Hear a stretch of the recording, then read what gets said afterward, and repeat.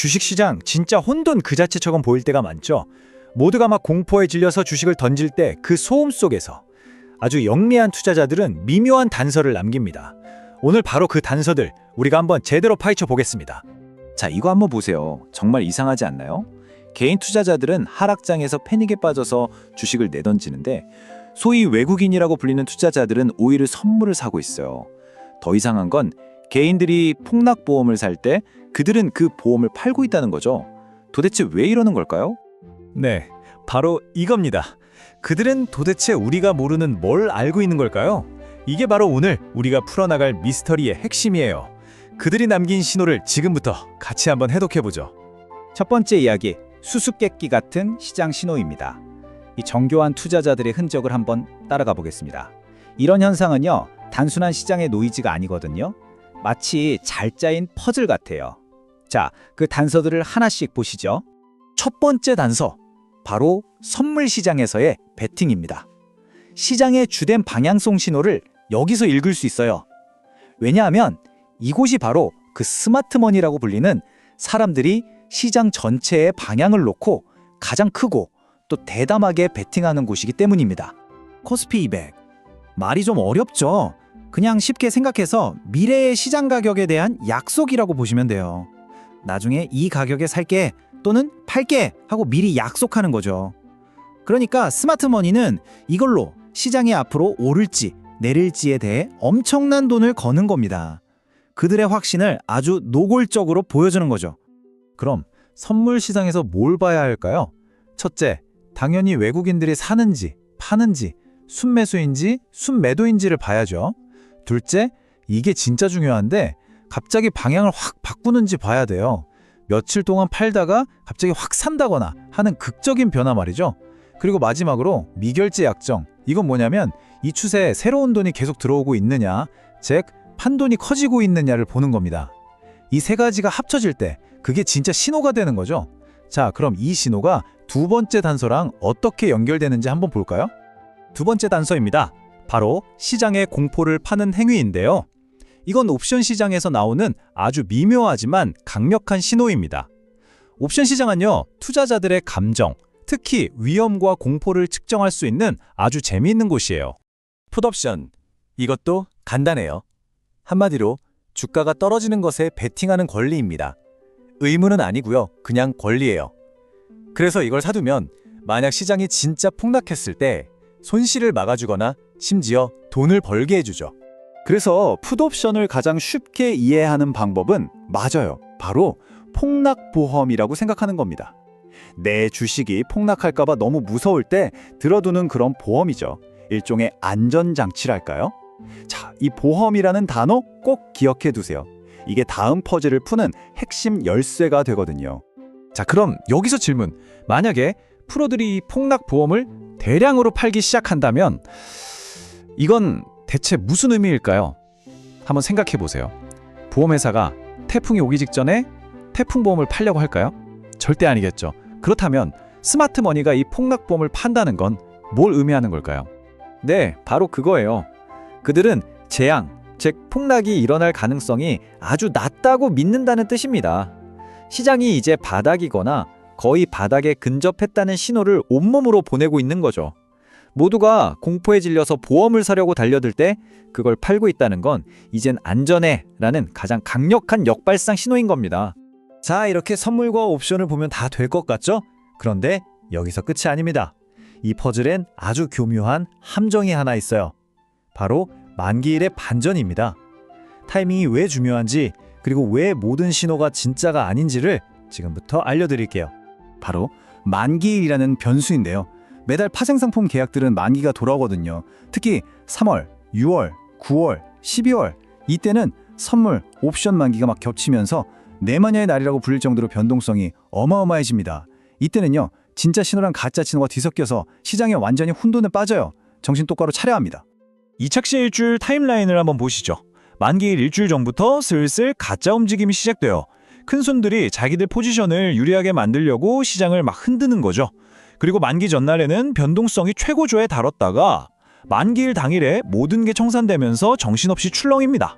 그리고 만기일이 끝나고 나서야 비로소 시장의 진짜 속내가 드러나는 경우가 아주 많습니다. 그러니까 여기서 핵심은 뭐겠어요? 바로 이 시장의 오랜 경험입니다. 진짜 추세는 종종 만기일 다음 날 시작된다. 정말 중요한 말이죠. 그러니까 섣불리 움직이지 말고 달력을 확인하면서 인내심을 갖는 게 얼마나 중요한지 알려주는 아주 핵심적인 지혜라고 할 수 있습니다. 자, 이제 모든 단서를 다 확인했네요. 그럼 이제 여러분이 직접 시장에 탐정이 될 시간입니다. 제가 여러분만의 1일 탐정 도구함을 드릴게요. 매일매일 신호를 직접 찾아낼 수 있는 아주 간단하고 반복 가능한 프로세스입니다. 자, 이 4단계만 기억하세요. 1단계. 일단 큰 그림부터 보는 겁니다. 오늘 지수가 어떻고 현물 시장에서 누가 사고 파는지. 2단계. 선물 시장을 보세요. 외국인들이 한쪽으로 강하게 베팅하고 있는지 확인하는 거죠. 3단계. 옵션 신호를 해독합니다. 외국인들이 폭락보험, 즉 풋옵션을 대량으로 팔고 있는지, 공포가 팔리고 있는지 보는 겁니다. 마지막 4단계. 달력을 확인하세요. 만기일이 일주일도 안 남았다? 그럼 일단 조심하는 겁니다. 어때요? 간단하죠? 이 루틴만 매일 따라해도 시장을 보는 눈이 완전히 달라질 거예요. 자, 이게 바로 여러분을 위한 신호 치트시트입니다. 오늘 우리가 이야기한 모든 내용이 여기에 다 요약되어 있어요. 선물 베팅은 방향성, 옵션 단서는 바닥 가능성, 그리고 만기일은 가짜 움직임에 대한 경고. 딱 이거죠. 이거 하나만 있으면 되니까 지금 바로 스크린샷 찍어 두시는 것도 좋겠네요. 선물, 옵션, 만기일. 이 세 가지를 연결해서 보기 시작하면 이전에는 절대 보이지 않던 시장의 큰 흐름이 보이기 시작할 겁니다. 이제 여러분은 이 단서들을 읽을 수 있게 됐습니다. 그럼 이제 다음 시장의 공포가 닥쳐왔을 때 그걸 그저 위협으로만 보시겠어요? 아니면 남들이 보지 못하는 기회로 보시겠습니까? 이 질문을 여러분께 남기면서 오늘 이야기를 마무리하겠습니다.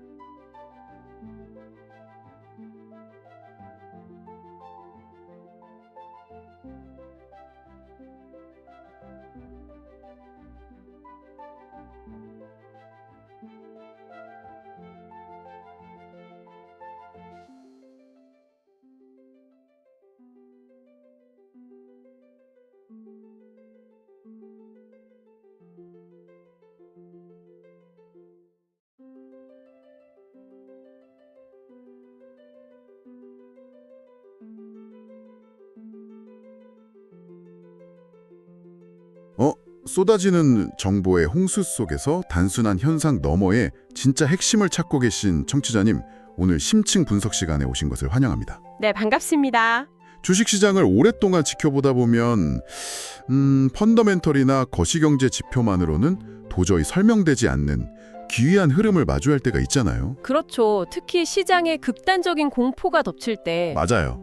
현물 시장에서 막 투매가 쏟아지는 패닉장일수록 이런 현상은 더 두드러지거든요. 네, 그런데 청취자님께서 제공해주신 이번 파생상품 분석 자료를 보면 이 아수라장 속에서도 정보력하고 자금력을 쥐고 있는 외국인 투자자들은 완전히 다른 체스 게임을 벌이고 있다는 것을 알 수 있습니다. 완전히 다른 게임이죠. 그래서 오늘 우리의 미션은 아주 명확합니다.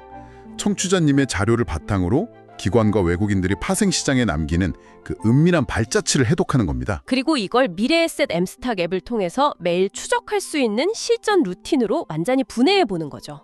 자, 그럼 이 내용을 한번 본격적으로 파헤쳐 볼까요? 아주 시의적절하고 깊이 있는 주제입니다. 주식 투자를 어느 정도 하신 분들이라면 결국 현물 시장의 움직임이 파생 시장의 그 거대한 꼬리에 의해 흔들리는 웩도독 현상을 체감하게 되거든요. 꼬리가 몸통을 흔드는 거죠. 네, 오늘 자료의 핵심은 대중의 시선이 현물 시장의 그 파란불과 폭락하는 지수에 쏠려 있을 때 스마트 머니는 이미 옵션과 선물이라는 파생 영역에서 하락의 바닥을 다지는 구조를 짜놓고 있다는 있다는 점입니다. 그러니까 표면적인 뉴스에 휩쓸리지 않고 이면의 수급 구조를 읽어내는 것. 이게 현재 시장을 돌파하는 가장 날카로운 무기가 될 수 있다는 거네요. 맞습니다. 일단 현재 시장의 수급 상황부터 짚고 넘어가 보죠. 자료에 따르면 지금 시장의 겉과 속이 철저하게 엇갈려 있습니다. 코스피 지수는 급락 중이고 외국인과 기관이 현물 주식을 대량으로 팔고 있죠. 전형적인 리스크오프 장세잖아요. 겉보기에는요. 그런데 파생시장 데이터를 열어보면 이야기가 완전히 다릅니다. 외국인이 선물 시장에서는 순매수로 전환을 했고 특히 옵션 시장에서 대규모 풋옵션 매도 포지션을 구축하고 있거든요. 아, 풋옵션 매도. 파생 거래 구조 아시는 분들은 이 시그널이 얼마나 강력한지 바로 감을 잡으실 겁니다. 네, 풋옵션을 사는 건 하락에 대한 권리를 사는 거지만 풋옵션을 매도한다는 건 그러니까 발행을 하는 거죠. 그렇죠. 막대한 증거금을 감수하고 시장의 하방 경직성에 거대한 자본을 베팅하는 행위입니다. 쉽게 비유하자면 풋옵션을 사는 게 집이 불탈까 봐 화재 보험에 드는 거라면 풋옵션을 대규모로 판다는 건 보험회사가 당신 집은 불탈 일이 없다고, 그러니까 추가 급락이 없다고 베팅하는 거랑 같잖아요. 아주 정확한 비유입니다. 기관이나 외국인 입장에서 풋옵션을 대규모로 매도한다는 건 단순히 하락이 멈출 거라는 막연한 기대를 넘어서는 겁니다. 아주 강력한 확신의 표현이죠. 시장이 급락하면 내재 변동성이 치솟으면서 옵션 프리미엄이 극단적으로 비싸지니까요. 네, 이때 옵션 매도자들은 일종의 숏배가 전략을 취하는 겁니다. 변동성 축소하고 지수 방어라는 두 가지 이점을 노리고 그 비싼 프리미엄을 챙기는 거죠. 즉, 의미 있는 규모의 풋옵션 매도가 누적된다는 건 메이저 플레이어들이 자신들의 자본력을 동원해서 특정 지수대 이하로는 시장이 밀리지 않도록 하단 콘크리트를 치고 있다는 뜻이네요. 결국 대중들이 공포에 질려서 시장을 떠날 때 메이저 자본은 가장 비싼 값에 하방 변동성을 팔아치우고 있는 겁니다. 과거 코로나 초기 급락장이나 2022년 인플레이션 발작 때도 항상 이런 파생 시장의 풋 매도 누적이 현물 시장 진짜 바닥보다 먼저 출현했었죠. 맞아요. 그렇다면 청취자님 입장에서는 지금 당장 현물 주식 비중을 공격적으로 늘려도 되는 타이밍일까요? 여기서 우리가 놓치지 말아야 할 중요한 질문이 있습니다. 중요한 질문이요? 네, 자료에서도 이 부분을 아주 냉정하게 경고하고 있는데요.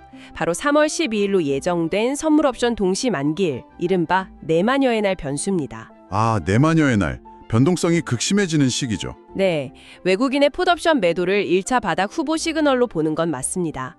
하지만 이걸 완벽한 추세적 반등의 시작으로 단정짓기에는 만기일이 가진 구조적 맹점이 너무 큽니다. 파생 포지션이라는 게 델타 헤징이나 롤오버, 복합적인 차익거래 목적이 얽혀 있으니까요. 그렇죠.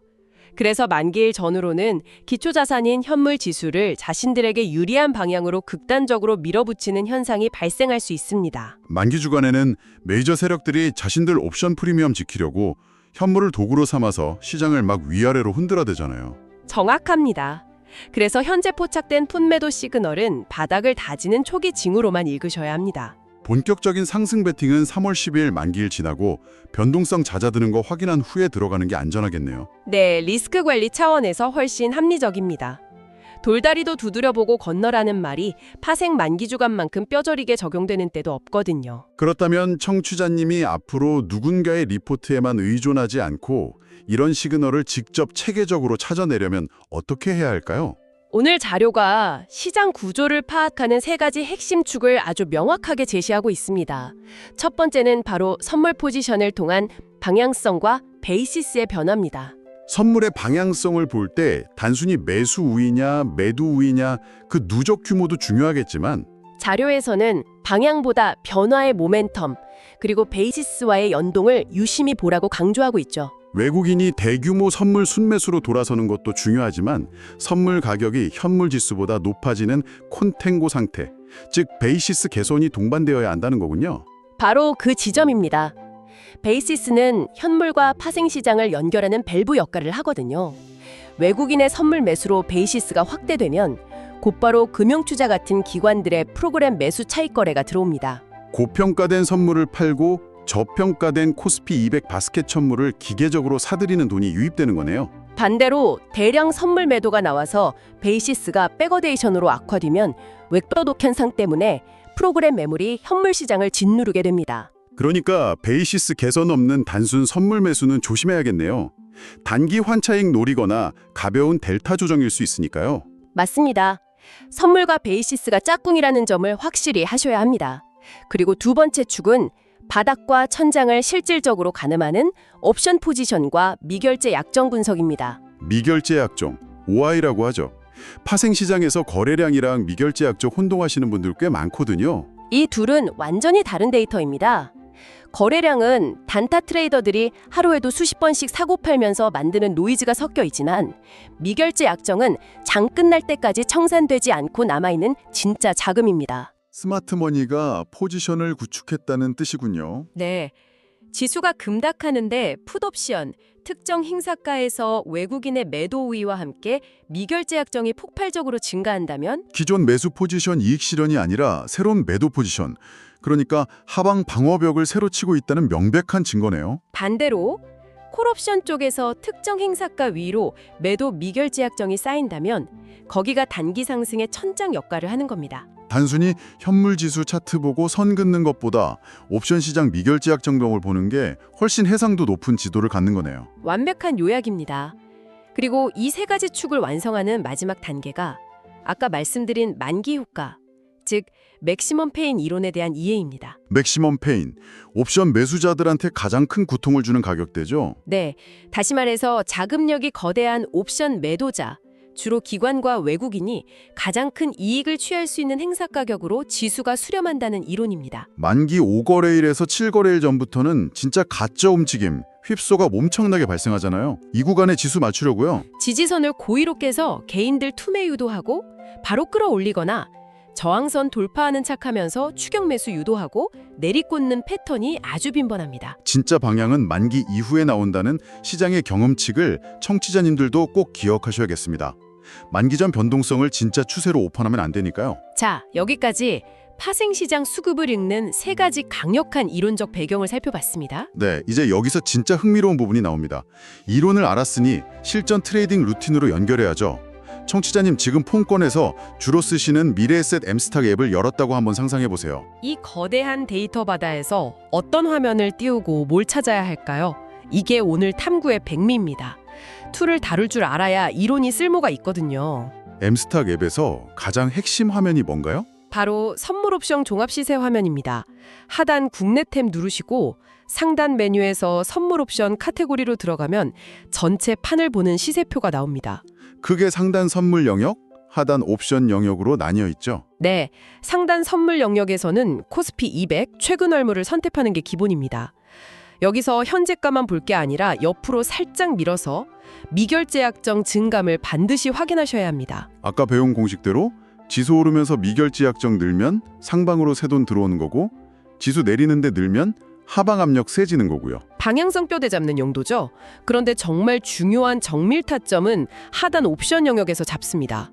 여기서 청취자님이 절대 놓치면 안 되는 꿀팁이 있습니다. 꿀팁이요? 처음 열면 대개 기본 템플릿으로 돼 있는데 이걸로는 메이저 세력 의조를 못 읽습니다. 반드시 우측 상단 설정에서 화면을 투자자 템플릿으로 바꾸셔야 합니다. 아, 투자자 템플릿. 이걸 켜놓은 순간 화면 정보값이 확 달라지잖아요. 맞습니다. 각 행사가별로 개인, 금융투자, 외국인이 얼마나 순매수, 순매도 하는지 쫙 펼쳐집니다. 그 수많은 숫자 중에서 우리는 어디를 봐야 할까요? 시선은 딱 한 곳. 외국인의 풋옵션 열에만 고정하십시오. 화면 스크롤 내리면서 현재 지수보다 아래에 있는 행사가 중에 외국인의 대규모 순매도 마이너스 물량이 블럭처럼 쌓인 곳을 찾는 겁니다. 예를 들어 현재 코스피 200이 350인데 330이랑 325 행사가에 외국인 품매도가 몇만 계약씩 쌓여 있다면 거기가 바닥 후보 가격대가 되는 거네요. 바로 그겁니다.